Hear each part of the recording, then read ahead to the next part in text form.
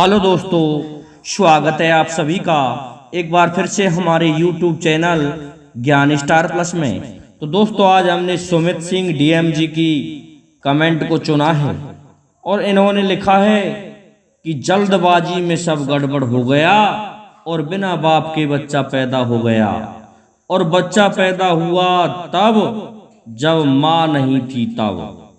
तो दोस्तों, इस धार्मिक पहेली का उत्तर जानने से पहले यदि आप हमारे चैनल पर नए हैं तो आप सभी से मेरा निवेदन है कि आप इस पहेली का उत्तर जानने से पहले हमारे चैनल को लाइक, शेयर और सब्सक्राइब जरूर कर दें। साथ ही बेल आइकन को भी प्रेस कर दें जिससे कि हमारे वीडियो का नोटिफिकेशन आप तक पहुंचता रहे। तो दोस्तों, आते हैं अपने मूल कंटेंट पर।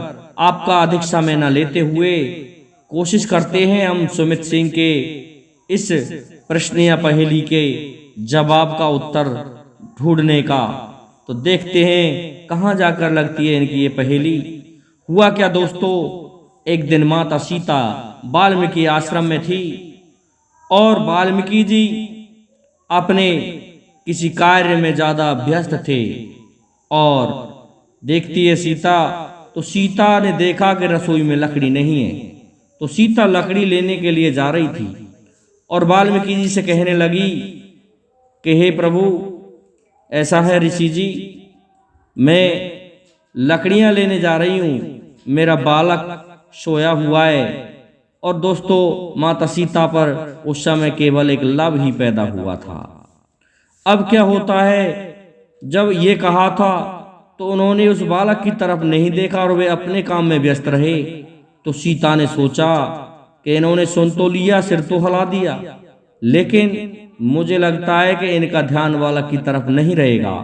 इसलिए इस माता सीता बिना कुछ बताए ही अपने पुत्र लव को भी अपने साथ में ले जाती है, गोदी में उठा करके, और लकड़ियां लेने चली जाती है। लेकिन थोड़े समय पश्चात जब वाल्मीकि जी का ध्यान उस कार्य से हटा तो वाल्मीकि जी ने देखा कि उनका पुत्र जो था माता सीता का वह नहीं है। तो उन्होंने चारों तरफ देखा और हड़बड़ी में बेचारे घबराने लगे। वाल्मीकि जी के सीता आएगी, एक तो वह वैसे ही दुखी है और यहाँ आकर के देखेगी कि उसका पुत्र भी नहीं है तो वो और भी दुखी हो जाएगी। इसलिए क्यों ना मैं ऐसा करूं कि उसकी खुशी के लिए मेरी तपोबल के आधार पर एक बच्चा वैसा ही बना दूं जैसा कि उनका बालक है लव। तो क्या किया उन्होंने, डाब को कहते हैं दोस्तों कुशा, अर्थात कुश। तो दोस्तों, डाब के एक पेड़ को, एक जड़ को निकाला और निकाल करके उसको पहले जैसे बच्चा होता है उस आकृति में ढाला और उसमें प्राण डाल दिए और सेम टू सेम अर्थात हूबहू लव जैसा बालक बना करके तैयार कर दिया। अब तो वह बालक रोने लगा, उसमें प्राण डाल दिए अपनी तपस्या से। अब क्या होता है दोस्तों, माता सीता लकड़ियों को लेकर के वापस आती है और देखती है कि एक बालक और भी है ऋषि आश्रम में और एक उनकी गोदी में है। तो जब पास आई तो देखा वाल्मीकि जी ने कि उनकी गोदी में से तो पहले ही बालक है, अर्थात वो तो लव को साथ ले गई थी। तो वाल्मीकि जी कहने लगे कि मैंने चारों तरफ आपके बच्चे को देखा, लेकिन सीते मुझे तो ये बच्चा दिखाई नहीं दिया आपका। तो इस पर माता सीता कहने लगी कि ऋषि जी, आपका ध्यान अपने कार्य में ज्यादा व्यस्त था, आपने केवल सिर हिलाया था, इस कारण से मैंने सोचा कि ऋषि जी अधिक व्यस्त हैं, क्यों ना मैं मेरे बच्चे को साथ ले जाऊं। यहाँ कोई जंगली जानवर आ गया तो बच्चे को उठा करके खा जाएगा, इस कारण से मैं मेरे बच्चे को साथ ही ले गई थी।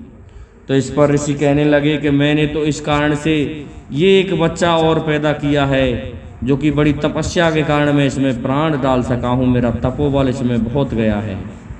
लेकिन अब क्या करूँ, तुम्हारे पास बच्चा है तुम्हारा, अब मैं इस बच्चे को पुनः पहले जैसा कर देता हूँ, अर्थात इसको मार देता हूँ, समाप्त कर देता हूँ। तो ऋषि जी ने ये निर्णय लिया। उससे पहले माता सीता कहने लगी कि नहीं ऋषि जी, इसको समाप्त मत करो, इसको मारो मत, ये भी मेरा ही बच्चा है, मैं इसका पालन पोषण करूँगी, जैसा मेरा लव है वैसा ही ये है। तो दोस्तों, उसका नाम ऋषि ने कुश रख दिया। और अब तो लव और कुश दो भाई हो गए। तो सुमित सिंह डीएम जी सुनो, ये जो पहेली है कि ऋषि जी को जल्दबाजी में सब गड़बड़ हो गया और बिना बाप के बच्चा पैदा हो गया, और बच्चा भी पैदा हुआ जब माता नहीं थी तब। तो माता सीता वहाँ नहीं थी और ना भगवान राम भी थे, तो बिना बाप के ऋषि ने बच्चा उत्पन्न कर दिया। तो इस जगह पर आपकी ये पहेली लगती है सुमित सिंह डीएम जी। मैं समझता हूँ कि हमारे समस्त श्रोताओं को ये धार्मिक पहेली अर्थात हमारा ये वीडियो अच्छा लगा होगा, इसलिए सभी मेरे श्रोताओं से, सब्सक्राइबर बंधुओं से निवेदन है कि आप हमारे इस वीडियो को लाइक शेयर सब्सक्राइब करें, साथ ही बेल आइकन को भी प्रेस कर दें, जिससे कि हमारे वीडियो का नोटिफिकेशन आप तक पहुंचता रहे। दोस्तों आज के लिए इतना ही काफ़ी है। और दोस्तों जय हिंद, जय भारत, जय जय श्री राधे, जय जय श्री राम।